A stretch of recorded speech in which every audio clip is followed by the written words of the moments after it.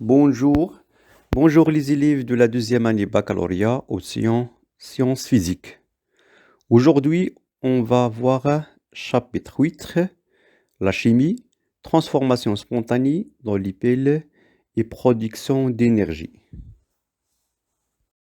Chers mes élèves, on commence par transfert spontané indirect d'électrons. Tout d'abord, on a deux comportements différents et chaque bécher contient une solution du sulfate de cuivre et la deuxième contient une solution de sulfate de zinc de concentration Ca et Cb et de volume Va/Vb. Plongez une plaque de cuivre et de zinc. Reliez les deux plaques par un fil. Entre eux, il existe une résistance à un appareil de mesure, ampère-mètre. Entre deux béchers, on a un pont salin qui contient un électrolyte K+, Cl-. Si je parle des porteurs de charge, d'après le schéma, on constate qu'il existe deux types de porteurs de charge. Ce sont des électrons et des ions, par exemple, une H4+, et une O3-. Pour le sens de courant I et le sens des électrons dans le circuit, si l'intensité de courant il est positif, strictement supérieur à 0, d'après le schéma, ce qui montre donc que le courant électrique passe de la plaque de cuivre qui est reliée au pôle positif d'ampère-mètre vers la plaque de zinc qui est reliée au pôle négatif comme d'ampère-mètre. Par contre, le sens de déplacement des électrons sont toujours inverses du sens de courant.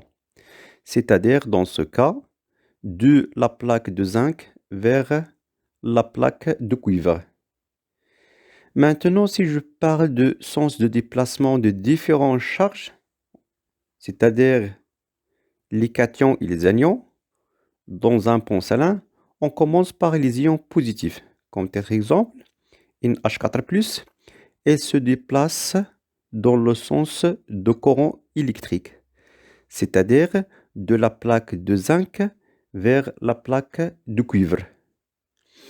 Le sens de déplacement des ions négatifs, une O3-, par exemple, ils se déplacent en sens inverse de courant, c'est-à-dire de plaque de cuivre vers la plaque de zinc. Alors, cette pente a eu deux rôles. La première, c'est fermer le circuit, ce qui permet de circuler le courant, c'est-à-dire on va voir un circuit fermé. Deuxième chose, on parle de l'électroneutralité au sein de demi-pile, c'est-à-dire c'est un électron déplace de la plaque de zinc vers la plaque de cuivre, donc il existe un manque de charge négative. Le responsable de remplir le vide de cette charge, c'est NO3- et c'est l'inverse aussi pour une H4+.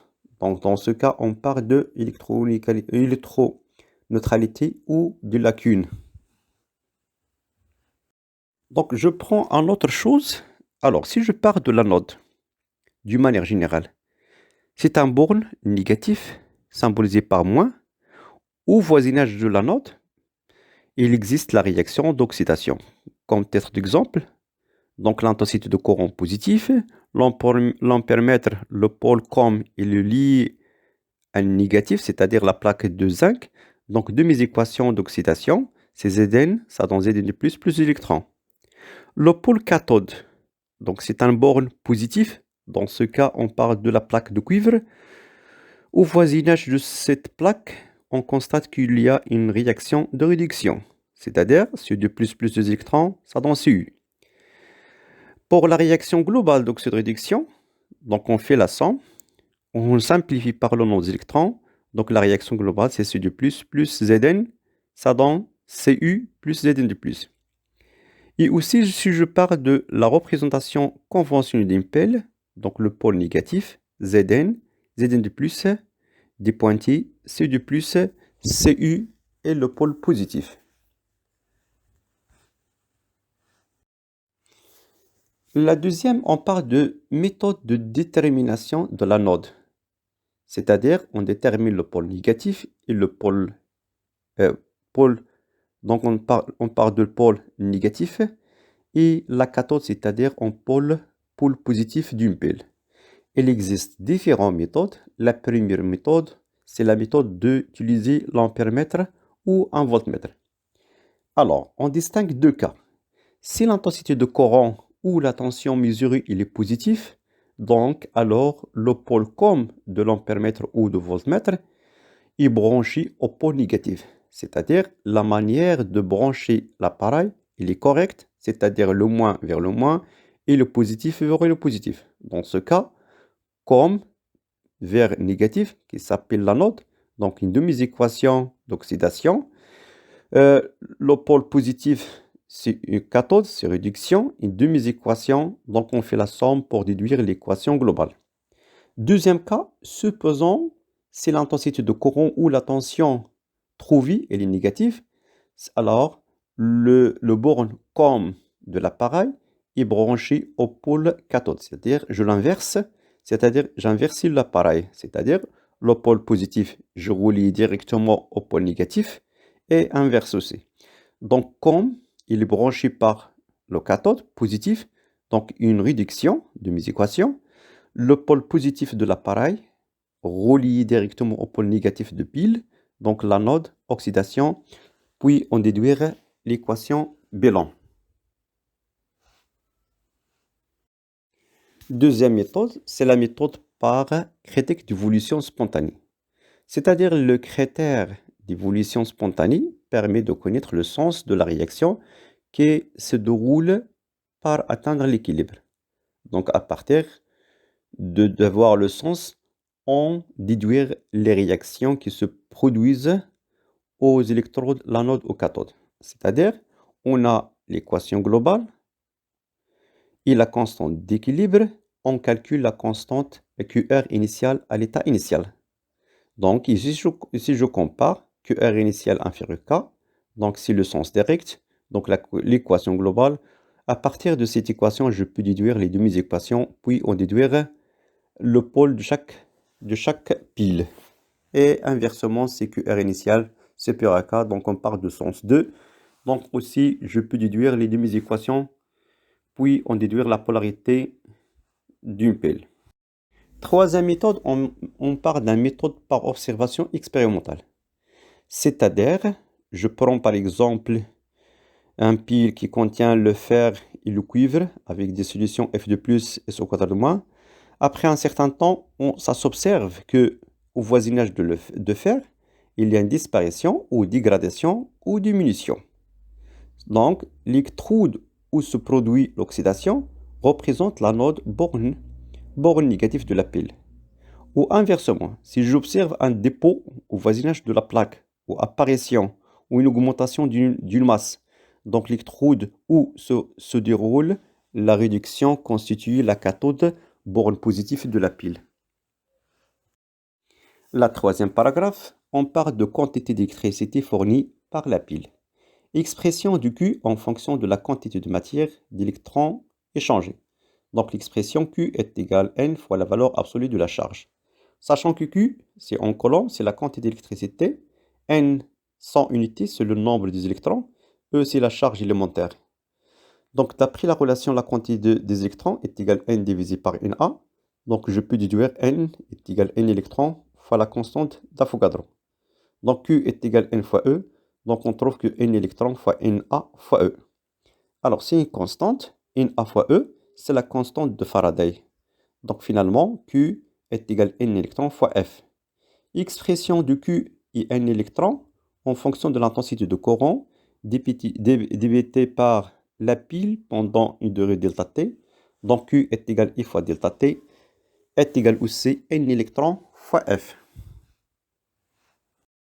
Maintenant, comment calculer la masse de métal qui se dépose ou disparaître sur l'électrode? Tout d'abord, on a l'équation bilan, puis le tableau d'avancement, puis le nombre des électrons, on change. Donc, pour calculer la variation de la quantité de matière de zinc, donc c'est N final moins N initial. D'après le tableau d'avancement, N final de zinc, c'est Ni de zinc moins X. et l'état initial moins une x, donc on trouve moins x, c'est-à-dire une disparition de la masse de zinc. Alors, je remplace la variation de la quantité de matière par la variation de la masse sur la masse molaire, est égal moins x, et d'après le tableau concerne le changement des électrons, donc n électrons est égal à n finalement moins i, donc on trouve 2x, donc x est égal à n électrons divisé par 2, donc je peux remplacer x par n électrons divisé par 2, et puis je peux déduire la variation de la masse, c'est moins n, la quantité des électrons, fois la masse molaire divisé par 2. N électrons, je peux déduire aussi d'après l'expression Q divisé par F, ou I fois delta T divisé par F. La même chose pour la variation de la quantité de matière de cuivre. Donc N finalement initial, je trouve X, c'est-à-dire une augmentation, la valeur positive. Je peux remplacer la variation de la quantité de matière de cuivre, c'est la variation de la masse sur la masse molaire, donc est égal X. Et je peux remplacer X par N électrons divisé par 2. Donc finalement, la variation de la masse de cuivre, c'est N électrons fois la masse molaire de cuivre divisé par 2. Dernier paragraphe, c'est comment calculer la concentration ou la variation de la concentration des ions qui essaient de soudre ou disparaître au voisinage de chaque électrode. Tout d'abord, on a le tableau d'avancement et un petit tableau des électrons. Donc la concentration de CO2+ à l'instant T est égale à I initial CO2+ moins X divisé par V1, c'est-à-dire on constate que les volumes sont séparés. Donc CO2+ à l'instant T, je simplifie, je trouve CO2+ initialement X divisé par V1. Donc X divisé par V1, c'est la concentration CO2+ initialement la concentration CO2+ à l'instant T. Donc finalement, on trouve X et je peux le remplacer aussi par N électron divisé par 2. Ça dépend de la question. Même chose pour Zn2+. Donc Ni Zn+, plus X divisé par V2, d'après le tableau d'avancement. Donc c'est un plus. Zn2+ à l'instant T, c'est Zn2+ à l'instant I initial plus X sur V. Donc de même manière, je peux déduire X est égal à V2. La variation de Zn2+ à l'instant T moins Zn2+ à l'instant initial. Donc aussi, je peux remplacer X par N électrons divisé par 2, ou Q sur F, ou I fois delta T divisé par F, selon la question. Finalement, merci pour votre attention. N'oubliez pas de partager cette information pour vos camarades. À bientôt.